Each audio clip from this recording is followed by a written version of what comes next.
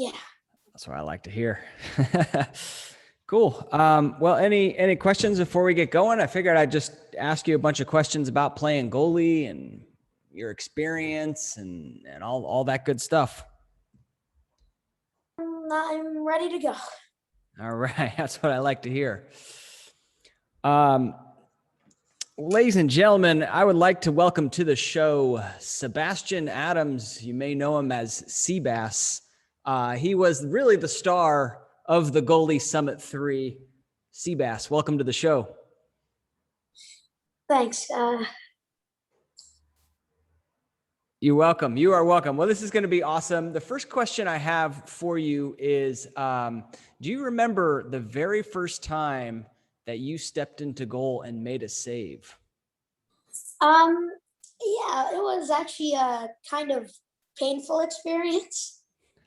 I stepped in, and the first save I made, I got hit between the legs. Oh, man. Right in between the legs? Yeah, I got back up, and I was like, I'm ready for the next one. Oh, that's the attitude I like to hear. Awesome. Was that in a game? Was that in a practice, or how did that go? It was actually in a game because the goalie for our team, he wasn't there, and they needed a goalie, so I just stepped up to it. Awesome. Well, congratulations on doing that. What do you like most about being a lacrosse goalie? It's almost like the adrenaline rush I get when I step on the field. I feel like everyone's depending on me, and I really like feeling that I can either let everybody down or I can help everybody. I can make sure that everybody gets through this. Yeah, that's a very advanced thought. So do you do you like when you're going into a game, would you say that you feel a lot of pressure? Um, it's yes, but it's not necessarily negative. Man. It's a good kind of pressure, the kind that you get when you're taking, I don't know, a test. You're like, oh yeah, I'm ready to do this. And if I do it right, then it's gonna go great. Great things are gonna happen. Absolutely. Yeah, I totally agree with you, Seabass. It's like, that pressure, what it gives you is opportunity, right? Like it's Yeah, an opportunity to be the star. It's an opportunity to be great, to make that save. And so you're right. There is pressure, but it's great. It's a great feeling. Well, good. What would you say is the number one challenge for you right now in your lacrosse goalie game? if I had to be honest, it's low shots. Low shots. That's one of the harder things for me because I haven't really nailed it down as instinct. Like I have to think about it before I do it. It's not just automatic yet. Yeah. But I'm gonna keep working on it, and hopefully I'll nail it down. Yeah. Well, like anything with practice, you're going to get better. And like you said, it's going to become natural to where, you see the shot going low and you don't even think about it. And you just go right into that save movement. And that's the thing about being a lacrosse goalie. It's just about repetition, repetition, repetition, and training that into your body. So you'll get there. You'll absolutely get there. And how tall are you right now? I'm maybe around three. I want to say 3/4 of the goal's height. 3/4 of the goal's height. So the goal is the goal's 6 feet. So you're 4 feet. Yeah, around. Okay. Yeah. So, and it's an interesting because you're going to grow, to be a lot bigger, and then you're going to take up more of the goal. But continuing to work on those low shots will always be something you should do. Yeah. And you're working with Coach Sash. Coach Sash is your goalie coach. What are some Yeah. things that he has taught you?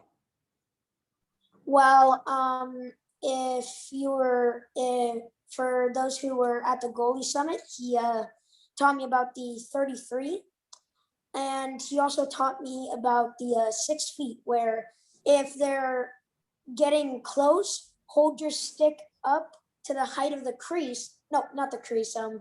The goal, and you'll so because when they get really close, they have a tendency to either shoot really high or Mm-hmm. really low. Mm-hmm. I love it. Yeah, So, if you missed the goalie summit, Coach Sash actually taught the 33, which is a technique for handling shots at a very low angle. You know, when they're right around goal line extended or in that area. Great. Anything else that he's taught you? Does he work with you on like the mental game at all, like mental yeah. exercises? Oh, interesting. Um, What? he talks a lot about how he says the game is 80% mental, 20% physical. Mm-hmm. And how he says that it's just like what you said, it's all repetition, where if you keep practicing at it, it'll just become instinct. And he's also taught me uh, the 5 hole, which is where for low shots, where you would just put your stick down Mm-hmm. between your legs, and the head of your stick would be touching the floor, and you would just stop it. Yeah. All right. Love it. It is the being, being a goalie is so mental. Part of, being a successful goalie is so mental. It sounds like you're doing very well in that area based on what I'm hearing in terms of how you handle pressure and stuff like that. What, how do you rank yourself as a goalie right now on a scale of 1 to 10, with 10 being the best?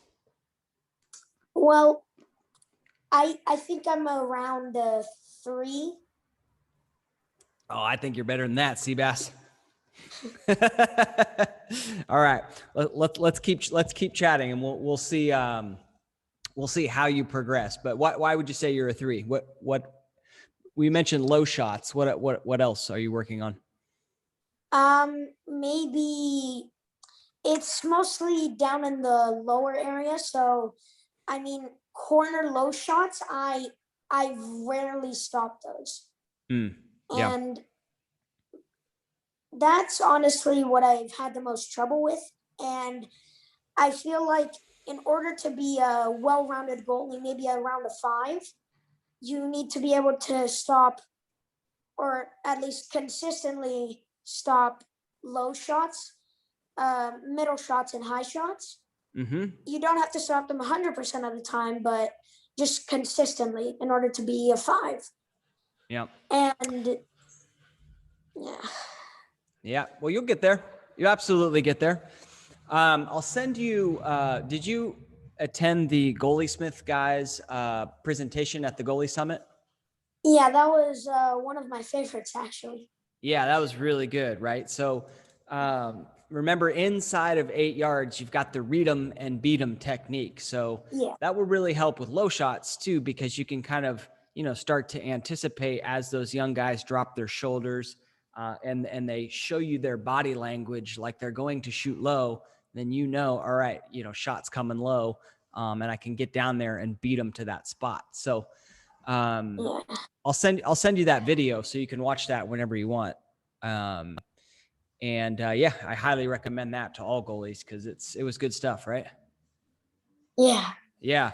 What did you watch? Did you watch any other ones? I watched the hockey goalie who was talking about mental health. Yeah. Justin Goldman was talking about mental health. Yeah. That was a great one too, right? Yeah. Yeah. Interesting. All right. Who are some? Do you watch any college goalies or pro goalies, or who are some guys that you really like to watch play? If I don't watch a lot of lacrosse, but I do like Jack Connican. I think Hmm. he's a good goalie. Yeah, Kincannon. Yeah, yeah. He's been on the show. He's a good guy. He's a really good guy. And he's a great goalie, right? Yeah. All right. What about do you have any goals with the sport of lacrosse, or are you just playing right now to have fun? I do have one goal, and I have it set really high, but my goal is to play at Harvard University Love it. Love it. because I think that lacrosse and academics they just go very well together because lacrosse is a very mental thing. And when you and that pairs so well with academics that especially at such a great school for academics like Harvard, Mm-hmm. it's it's such a great combo in my opinion. I 100% agree with you, my man. Well, that is a great goal. I love that you're so focused and have set the bar high and totally doable. But you got to work hard. No Yeah, doubt, no doubt, right? Like you got to work yeah, hard in the classroom because to get into Harvard is a challenge, and then you got to work hard yeah, on the lacrosse field because to make the team is a challenge. So I love that you've set the bar high, and each time that you take a shot to the leg and it doesn't feel good, you can remember, hey, like I got my goal. This is what I'm working for. Each time you'd rather play Xboxes instead of studying, you've got your goal. So I love that. That's awesome. Um, and I've had the goalie coach from Harvard, who's the goalie coach right now. I don't know if he'll be the goalie coach in, let's see, you're going to be in college in um, what, 10 years? uh, yeah. I'll graduate in 2029, I think. 2029. Okay. So I don't know if he'll be the goalie coach in 2029, but we'll see. We'll see. If he is, I'll introduce you guys. um, so you've been playing goalie for how long now? um, I've been playing lacrosse in total for 5 years, and I've been playing goalie for 3. Okay. You've been playing goalie for 3 years. What was one thing that you've learned in those 3 years that you wish you knew back at the beginning? Honestly, one thing I wish I knew was how much the defense can, if how much you need to talk to the defense. Mm, yeah. Because I used to just get shot on straight and I was like, mm. But I, now that I talk to the defense, it's almost like they're more engaged and they stop them from letting them get straight shots. Mm-hmm. And me having to either trying to back up in the crease and see where they're trying to shoot or just stuff them on the crease. Yeah. Communication, super important. Super important. What kind of things do you say to them? Stuff like uh get on your guy or oh 33 is open or and oh they're gonna pass it to 54. Mm-hmm. Mm-hmm. Yeah. One of the things I learned actually from the Goalie Smith guys is a communication framework, and it's BSC is what you got to remember. BSC. And the B in the BSC is the ball. So the first Yeah, thing we're communicating is the location of the ball. And you don't have to say it over and over and over. Usually, you say it once, and then when the ball switches locations, you say it again. But that's the B. And then the S is the slide. So after I communicate the ball, I want to make sure that I've got the slides set up, right? Do I know who's the number 1 slide, who's the number 2 slide? And then C is the command, which means commanding the on-ball defender. So whatever guy has the ball, just letting him know, all right, you're in good position, or no, you need to go a little bit left or a little bit right. Nope, now you're good. That type of communication. And yeah, and then like you said too, like, calling out cutters or, telling people to mark up or all that good stuff. So I think you're right on with the communication, but that's one cool framework that I really like that helped me quite a bit. BSC. All right. What would you tell, let's say you're talking to another 12-year-old, and they say, "Hey, Sebastian, I'm thinking about trying goalie." What would you say to that goalie? I'd say to them, then you're making the best decision of your life. Because being goalie, it isn't just another box to check. It's a personality. It's a lifestyle almost. To be a goalie, you have to be confident, and you have to really have that confidence in order to step in the cage and know that you're going to get hurt, but still give it your all. And that isn't just on the field, but also in your academics. You have to, being goalie really helps you, it gives you that confidence to go for extra point questions or really try to focus on your work, because you know that if you can take shots from kids who are just ripping it at you, then you can do pretty much anything. You can get A's on tests. You can be the president if you really wanted to. Mm-hmm. Oh, I love it. Yeah, absolutely. So true. So true. Yeah. Being a lacrosse goalie taught me so many skills that, I end up using in life, leadership and confidence and responsibility, and all that stuff. And the other point, you made a lot of great points there, but the other point you made was, being a lacrosse goalie is it's a very small group of individuals. And, we help each other. So anytime, the sport of lacrosse is a very small sport, but then within that, you've got goalies, which is even more tiny and more, stronger bonds. So, anytime you need help with anything, you want to run some ideas by somebody, you're having some confidence issues, by all means, reach out to me, reach out to another goalie, and even the pros, like they'll help you out, because it's a very small group of tightly knit friends. And so welcome to the goalie community. All right. Awesome. So what have you ever, it sounds like you've got, it sounds like you do pretty well with your confidence, with the mental game, but have you ever gone through a time where you haven't been feeling as confident?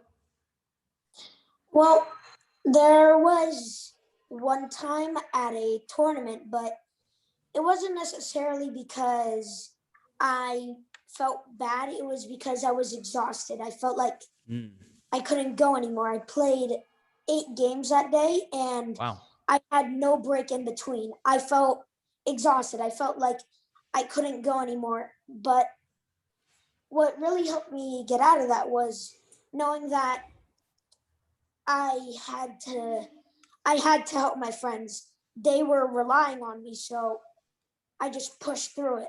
I gave it everything I had left, because I knew that if I didn't give it everything I had, then they didn't have a reason to. Man, that's great. Yeah, that's awesome. Yeah, it's interesting how being physically tired can affect your mental game. And that's why, as lacrosse goalies, even though we don't do a lot of running, you still need to be in really good shape, because as soon as you get tired, it's very easy to lose it mentally and just, not be as present and not be as focused on the shots coming at you, because I'm tired. So, and you experience that firsthand. So yeah, definitely, stay in shape is the moral of the story there. Yeah. And then I love that comment you made about, doing it for others. I think that's a very strong, very strong idea mentally, is that like, hey, I'm going to work as hard as I can. I'm going to do it for others to help my teammates. So way to go, SeaBass. What stick do you use?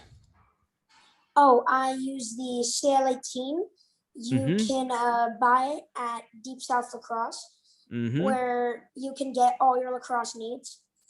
Um, the CL18 is it's the in my opinion the best stick because it's structured like a fielder stick so that you can easily scoop the ball, and when you're trying to make a save you don't have to cradle in order to make sure the ball doesn't fall out, Mm-hmm. because sticks fielder sticks today, all you really have to do is just put the stick to the ball and the ball just goes in. But Yeah. and with the CL18, it's the exact same thing. And since it's also built like a fielder stick, it's easier to run with.